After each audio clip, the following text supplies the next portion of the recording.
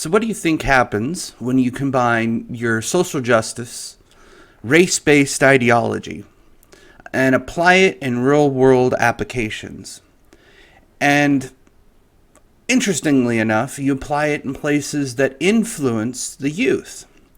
So, back when I railed against theists, not too long ago, in fact, there was a concept I outlined on my old podcast and as well as on here called the 414 window.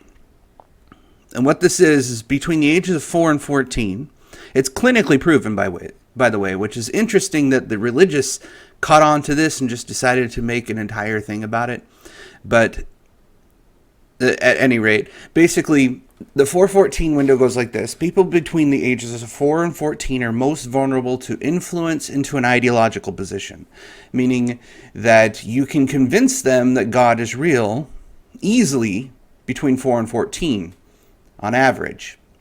Outside of this window, 0 through 3 basically, where you can't really reason and you're more about just testing boundaries and learning how to walk and motor functions and all that fun stuff. And anything after 14 is more solidified sociologically and psychologically. You're still developing and growing, but your personal beliefs and your core identity pretty much mold and shape themselves after about 14. You are who you are. You don't stick into the crowd. You kind of stand out as an individual at that point.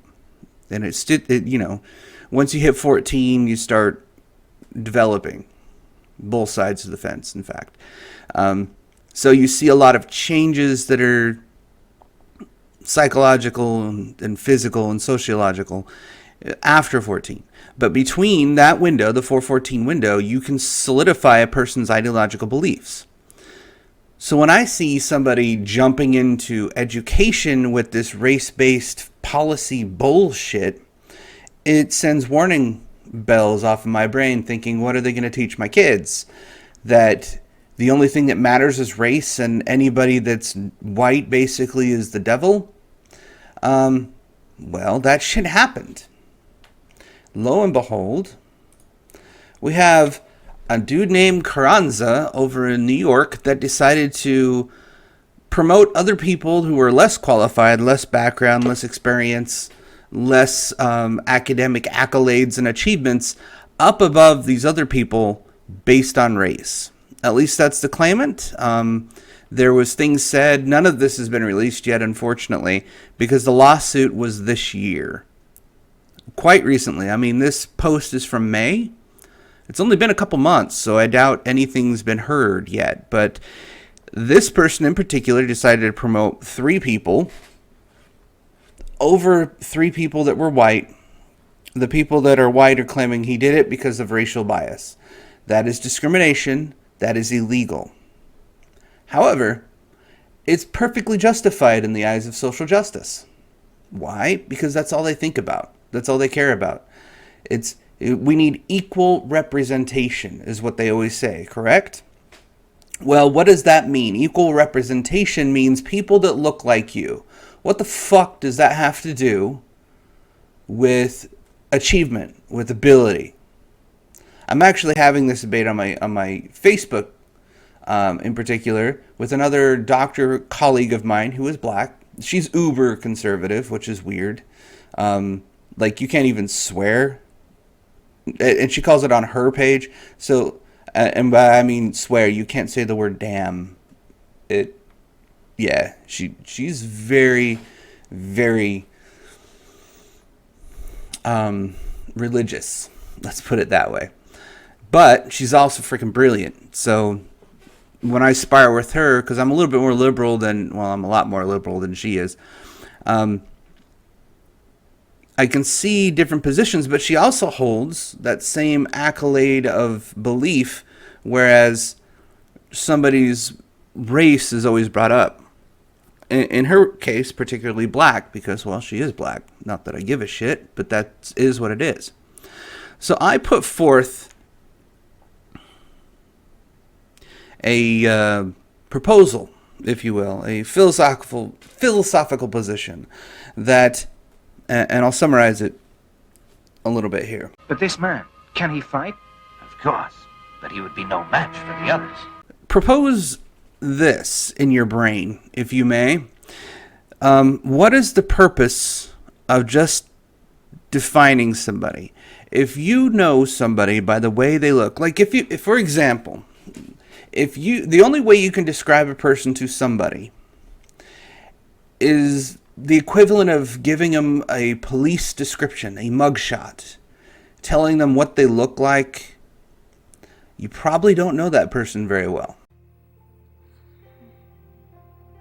The past makes us who we are. Don't make it your burden. But if you can describe the same person with their name, their accolades, their achievements, what they're about, what they like, what maybe they don't like, or even how you feel about them, that means that you've committed at least to some sort of interaction, that you're making judgment calls based upon that interaction, that you know that person in some fashion, and this is your perception of said person. This is your view of that person. Now, how you describe someone, I propose, is reflection upon yourself. If all you say, for example, just to give an example, something I've heard quite a bit, and I've even heard this from Tim Pool, so he's even guilty of this shit. Why do we have these white people saying X? What does their skin tone have to do about what they're saying? Do you think the formation and basis of their opinions is entirely made and formatted by this shit that's on my face, that's on my arms, that's all skin? My skin does not fucking think, sir. It doesn't have a brain. My skin is irrelevant. It's useless. Some people see it as a bias. Some people see it as a privilege that I may get because I happen to be white.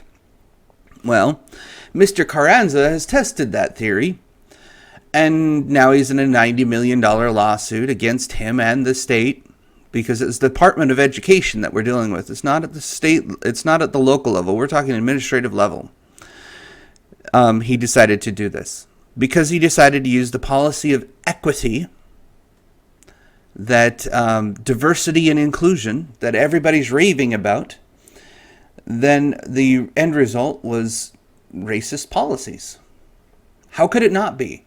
Your entire philosophy is based upon people's skin tone and sexual orientation and their sex. It's based upon shit that people can't change. At least not easily. You can change the color of your skin by baking yourself. For example, a white person can turn hell of a dark if they go tanning. I've seen it. It was kind of weird, actually. This really, really light-skinned girl that I thought was cute back in high school, I guess. She came into work one day, and she got tanned. And oh my God, did she get tanned. It was like night and day. She got this tan done, and I was like, whoa, you went uber dark. How? And she was still like blue-eyed and blonde hair. It was a weird contrast. Like one of those creepy old ladies that is blonde as fuck and gets like darker than Hispanic, I guess. Darker than that guy in the photo earlier. It was weird. It kind of threw me off, actually. I was like, I didn't quite recognize her for a second. And then she spoke, and I was like, why did you do that? She just wanted to get a tan. She didn't like the way she looked. It was obsession of self. It was a reflection upon her own self-perception, that her skin tone didn't feel right. We have the ability to change it somewhat, because that's what happens. We can't go there. You can't change your other physical characteristics, though, like your facial structure, your bone structure, and whatnot. Those things are kind of, well, I take it back. There's surgery for that shit, isn't there? But at any rate, I'm getting off topic. The perception that you're describing somebody else with will influence your own self-perception, in my opinion. It's a reflection of self. So if you actively try not to describe people by the color of their skin, by their sexual orientation, other than he and she, I mean, that one's kind of a linguistic given, if you will, you will find that you stop seeing things with the perception of race. Just don't even bring it up. Force yourself not to bring it up. I bet most people can't do that. But that's the way I think. I refuse to bring up somebody's skin. I use their name, what they're about, what they talk about, what I talk about with them, the interesting conversations we may or may not have. And that's pretty much it. Their skin means absolutely nothing to me because it is not a description of who they are. It is only a description of what they look like. That gives you nothing. It really gives you nothing. So I put that forth out there, and then I looked at this lawsuit thinking that within organizations, within leadership, within pretty much anything that has over 50 people at this point, they have diversity and inclusion councils or a diversity and inclusion chief executive, if you will, executive level positions, mind you. Or there's consulting firms that get paid by organizations to promote this nonsense. And what is it? It's racial and sexual orientation and or sexual or sex type, if you will, based policies which aim to what? Put forth discrimination? What else can you do? We changed the law on purpose through the Civil Rights Act to not allow people to discriminate based on age, race, or any other immutable characteristic, things you cannot change. You're not allowed to discriminate. So I'm not surprised that somebody decides to put forth an equity platform and gets his ass sued by the people he discriminated against. It's illegal. You cannot do that. So I'm going to be watching this case rather closely. I think it's kind of interesting. One of the people in this particular case actually did get promoted in another county. Their plan is clear now. So this one right here, this Ginger, actually Hollywoods hate Ginger too, by the way. That's a different story. Is getting a promotion in Westchester. So where she was at the Department of Education for New York, she had to go to a different county and got hired. She actually got better pay. It said down here, she $219,000. She jumped to $285,000. Man, I'd love to make those numbers. That would be sweet, wouldn't it? Make $250,000 a year. That is comfortable money right there. Now the thing is they live in New York, so that ain't shit. Apparently, like New York's super expensive to live in. But if you lived within the means and you came up from nothing, that you'd know how to make that work, right? And have plenty of money sent over. Oh, that would be sweet. Anyways, apparently she's been hired somewhere else, and she's going to continue her lawsuit because this little asshole right here is still discriminating because his policy of equity is paramount. His religion, his belief that equality comes first, or equity. A level playing field, as they always put it. Level to whom? And based on what?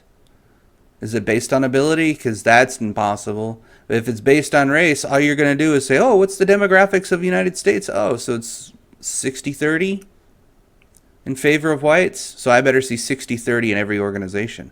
Oh, that's not the case. You better start firing black people.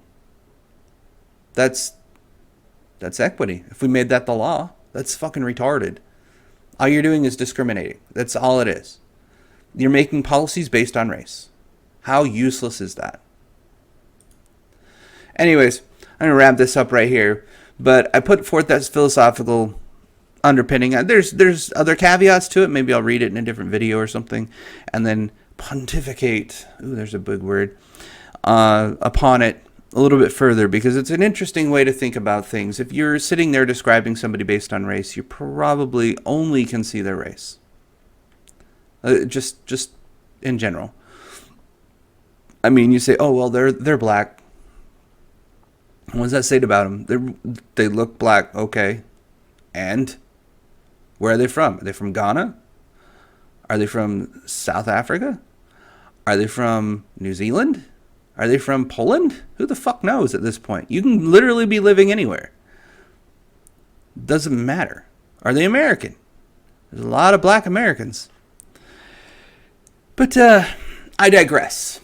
I'll leave it to you. I thought this particular case study of equity backfiring and turning into a lawsuit based on discrimination, which is illegal, by the way. So these policies go right up against the law. I want people to think about that when they're putting forth the equity, diversity, and inclusion into their policies and making it a core value and tenet of the organization. You're going against the equal opportunity employment. You don't think that discrimination is a good thing, then you should not have these policies. But if you do think discrimination is a good thing, then go ahead and try and implement equity. By all means, I'm sure somebody will sue you. It's pretty much the end result. Or, you'll just continue to discriminate and nobody will work for you. That's usually what will end up happening. All right, I'll leave it there. I hope you enjoyed this video.